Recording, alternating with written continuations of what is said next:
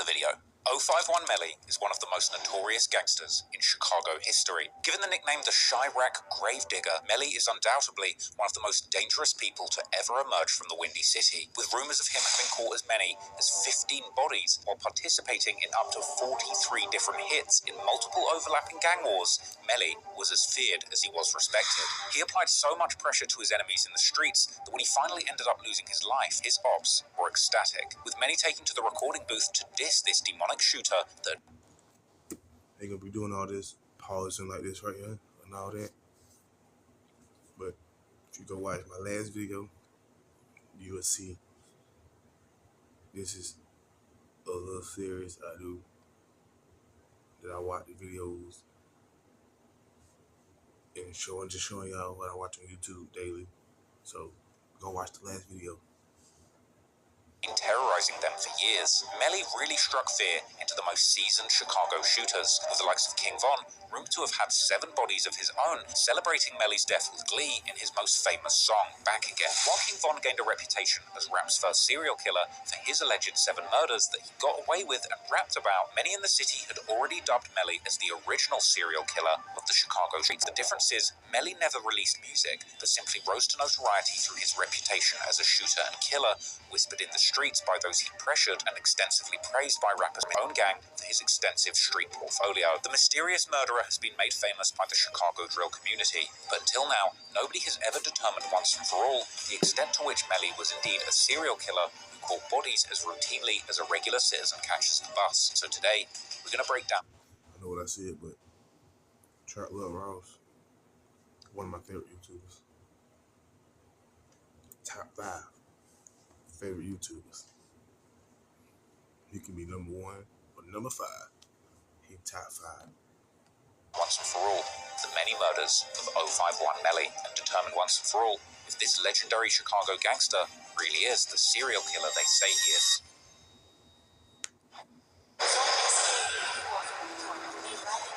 051 Melly getting compared with King Von and Tay Savage. Like those are the 3 names that everyone's comparing them to.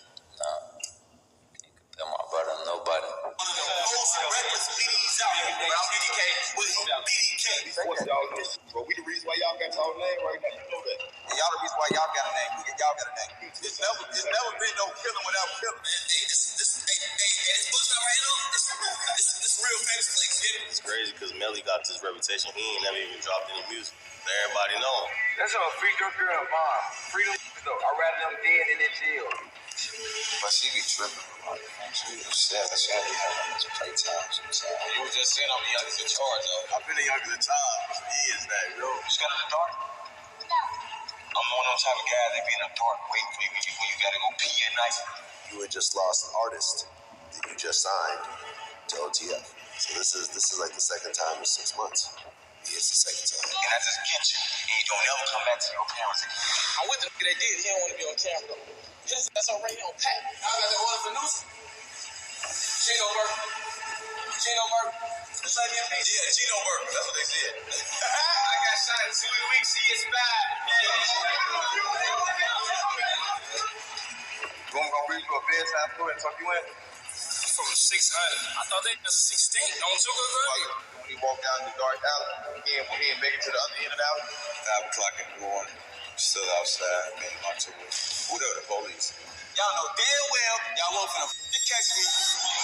Man, they just killed y'all. Allegedly killed Melly, got charged 0078. Is that someone you were friends with? Okay. Like I said, yeah, 44K, 46K, 300K, 600K. Getting that Melly with, getting that ring. We'll make it. We'll make it to 100 years, yo. I'm gonna be one of the last ones, man. Yeah, you know how to move.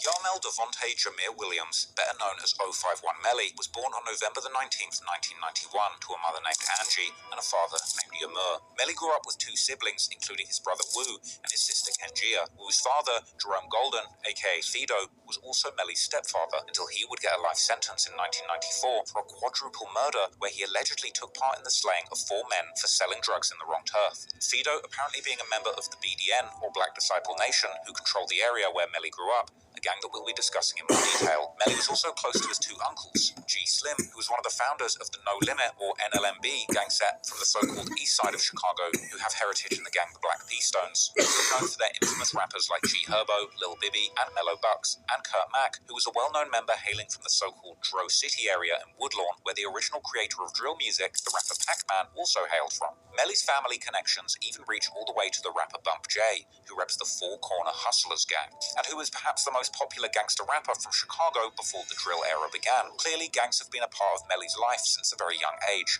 but interestingly, Melly's family connections could have taken his life in a completely different route than it ultimately did. Because while Melly has become known as one of the deadliest rivals of world-famous rappers like Lil Durk and King Von, they actually grew up in the same areas and circles. Melly spent his early years in the Randolph Tower, also known as the Calumet Building, or simply the Met Building, a large public housing project located at 6217 South Calumet Avenue, only a block away from the infamous O Block, aka Parkway Gardens, which guys like Chief Keef and King Von would later begin to claim. Randolph Tower was known as one of the biggest Black Disciple strongholds in Chicago during the 90s and early 2000s.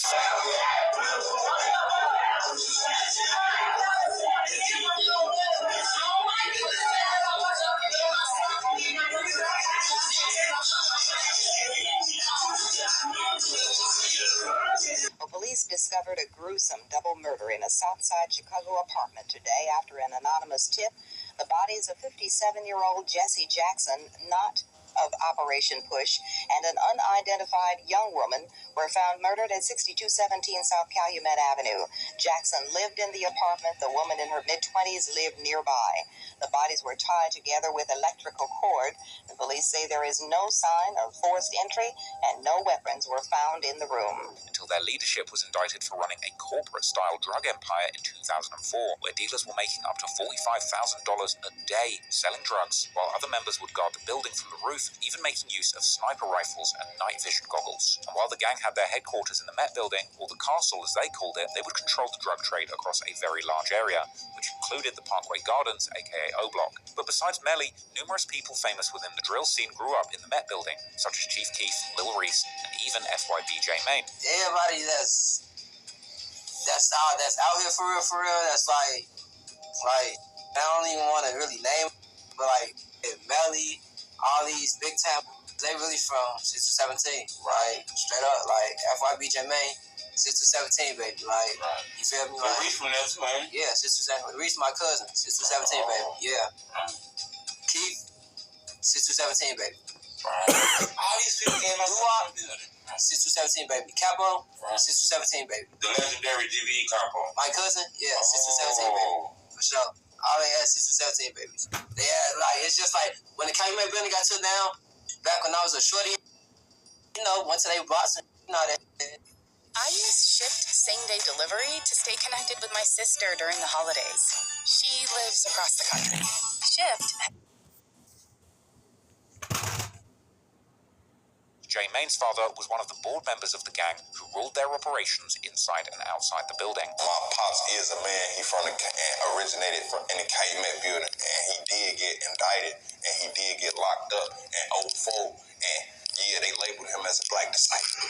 It do hit different when they labeled Pops as a Black disciple, and he went down as one of them board members, bro. It do hit different. One year, my dad was original. My childhood, yeah, he ran a certain area from a certain part of Chicago, from the state to the lake. That's what I read in the paperwork. I'm putting crazy. Like I say, I ain't end up putting it on Pops. It's really different. The Randolph Tower was eventually demolished in 2006 as part of the Chicago Housing Authority's plan to get rid of almost all of the large public housing projects in the city. But at some point, Melly's family moved to another address in the same neighborhood, located near 59th and Calumet. This area eventually becoming known as the turf of the Set 600, who would later become Melly's worst enemies, as Melly's brother Wu would later recollect during his DJU interview. So, like, we stayed out. I used to have to walk out that my sword. Like, that's how we came out there with the sword on 59th. That's what it was, you feel me? Like, I was in their hood. I lived in their hood. Like, I used to walk from 59th to 51st through the park. Like, you feel me? Yeah. But when I was out on 59th, it wasn't up like how it was. You know, like, bad, like, look, you know, we sneaky talking. We wasn't, like, into it, but mother had secret animosity. But we ain't just nobody to play with, you feel me? So you ain't gonna You ain't gonna do nothing you want to do for real. Right. And that's just what it was. Okay, cool. Although Melly would seemingly keep living in the area for some time, he would ultimately become close with kids from the opposite side of Washington Park who hung around the 51st Street and were part of a gang set known as 051 Young Money, who were primarily identifying as Mickey Cobras. Melly is in fact the same generation as the older founding members of this gang, such as Carlos Merrill, aka Lil Los, Lance Youngblood, and Isaiah Walker, aka Zico, who were all killed in 2008 when Melly was still in high school. Particularly the murder of Zico, who is often considered as the main founder of the 051 Young Money gang, would play a role in defining one of Melly's earliest rivalries with the set known as 4-6 Terror, later named THF 46, whose member Aki Walton was actually convicted of Zico's murder. Having had 3 people close to you killed during just 1 year, before the drill culture would even escalate the gang rivalry in the city, is truly tragic, and it may partly explain why Melly would eventually turn into such a cold-blooded killer that he allegedly was. However, this was only the beginning for Melly losing people around him. In July 2009, 21-year-old Dominic Barnes from the 051 neighborhood would be shot and killed, which would years later lead to THF 46 member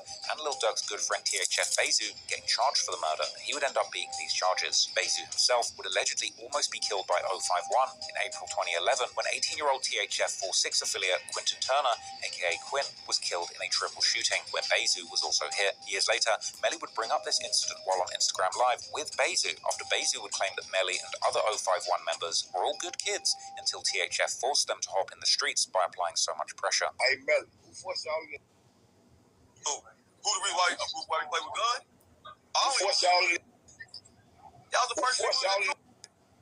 Y'all would drive y'all mama's cars in 8th grade, bro. See, you lying. I want to drive my mom's car. I want to drive y'all grammar school driving y'all mama's cars. The whole Young Money was basketball players. Keep it real. Oh, now you lying for you. You just say half the thing. Hey, you can say half the Young Money was basketball players. You ain't gonna say nobody know. Hey, Melly, man, half y'all was the mama's boys, man. Y'all drive y'all mama's cars in 7th and 8th grade, bro. We forced y'all in this, bro. We the reason why y'all got y'all name right now. You know that.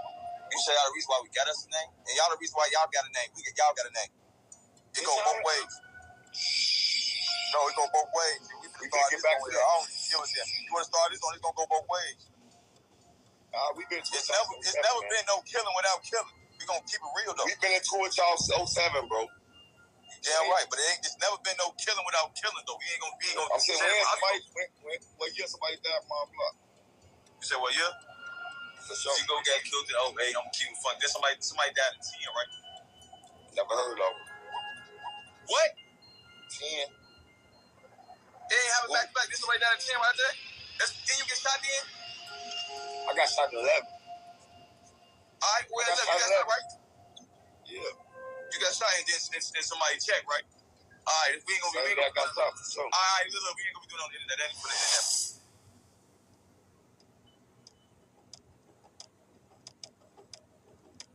051's gang rivalries would begin to intensify during the early 2010s, boosted by the rise of social media and the start of the drill music movement. Perhaps the first casualty of this new era on 051's side was 18-year-old Tariq Mahdi, aka T Streets, who was gunned down in November 2011 on a quiet stretch of street in the Washington Park neighborhood. And while this murder has remained unsolved, there are numerous different theories about who might be behind it, many thinking that this was actually the first casualty in the years-long war between 051 and the 600 set. After all, the murder took place very close to 600's hood. However, this theory has been challenged by many people who often claim that T Streets was in fact... I've done it on the journey self-love. 051's old enemies, THF 46. King Von, on the other hand, would famously name-drop T Streets in his popular song I Am What I Am, rapping how somebody tried to do a peace treaty and ended up dying like T Streets. These lyrics perhaps hinting that T Streets' murder has a backstory that might not be fully known to the people on the outside. But whatever actually happened, the fact that Melly's first alleged kill would take place only a few days before T Streets' first posthumous birthday, and Melly was certainly claiming to have been killing people in T Streets' name.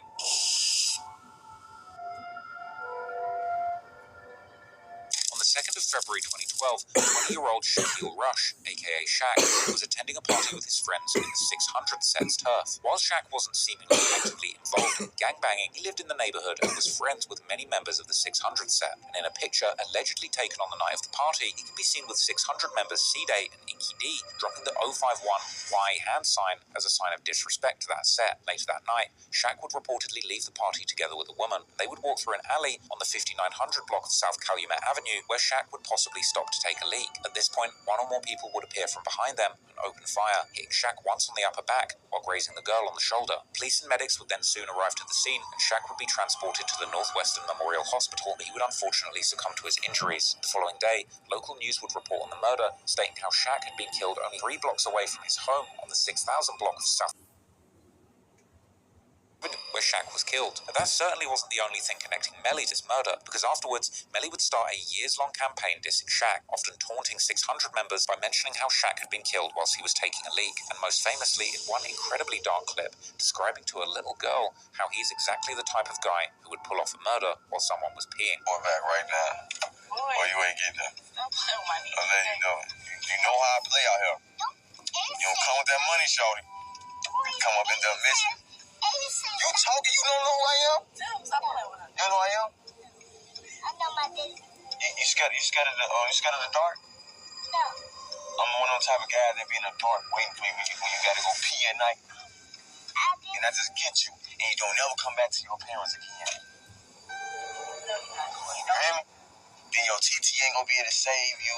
Your daddy, he gonna be crying somewhere like, man, she don't got nothing to do with me. Just take me. Still, some people close to the events have denied Melly actually being behind the murder, most notably 600 veteran Tay Capone, who has openly said on his YouTube channel that Melly actually wasn't the killer. Another person often connected to this murder is an 051 member called Kiddo, who has similarly dissed Shaq on many occasions, even tweeting, "Kill Shaq, then forget about Shaq," only a few weeks after the murder, with this actually being a play on Chief Keef lyrics from his 2012 hit song 300. But whether the killer was Melly or someone else, it seems that 600 clearly considered 051 to be responsible, as they would allegedly end up avenging Shaq's death only a few months later in June, when the only 14-year-old Antonio Davis, aka Fathead, who was one of the youngest members of 051 but had been hanging out with them since he was a kid, was walking to a store with his cousin in the Englewood neighborhood. An assailant would spot Fathead from a van before approaching him on foot and shooting him numerous times while standing over him. Nobody has ever been convicted of this murder, and in online spaces it's been a topic of intense debate for years now. But the Chicago police consider the case to be exceptionally cleared and committed by several people, most notably 2 members of the 600 set, Walter Smith,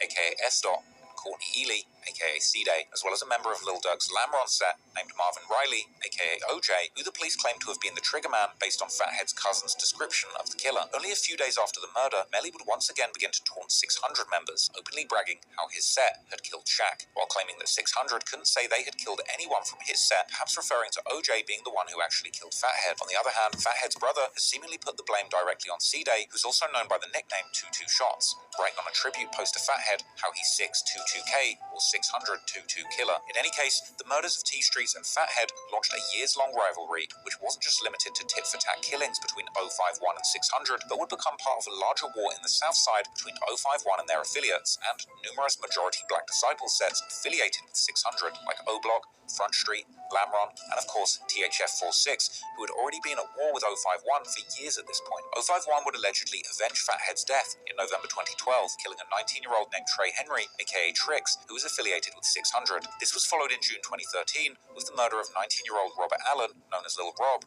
or Beto, from the Lamron set. These murders have remained officially unsolved, but 051 has heavily claimed both, with Melly too implying that his set was behind these murders. Although Melly himself isn't often directly connected to these murders in online rumors, regardless of who had done what, 05 weren't done killing, and in September 2013, they would strike again, killing 17-year-old Leonard Anderson, better known as the up-and-coming rapper L.A. Capone from the 600 set. This was a devastating blow for 600, as L.A. was considered their most promising rapper, who had become increasingly close with other rappers in the community, like Lil Durk, who at this point had already signed a major deal with Def Jam Records and was rumored to have been in the works of helping L.A. Capone land a major record deal for himself as well. He kept telling me that he's supposed to be meeting T.I., flying to Atlanta with Durk and meeting T.I. And like that. This is what he used to tell me, like before, around time, for meet T.I. He was flying out at this point, like, he he had went on a couple shows with Dirk.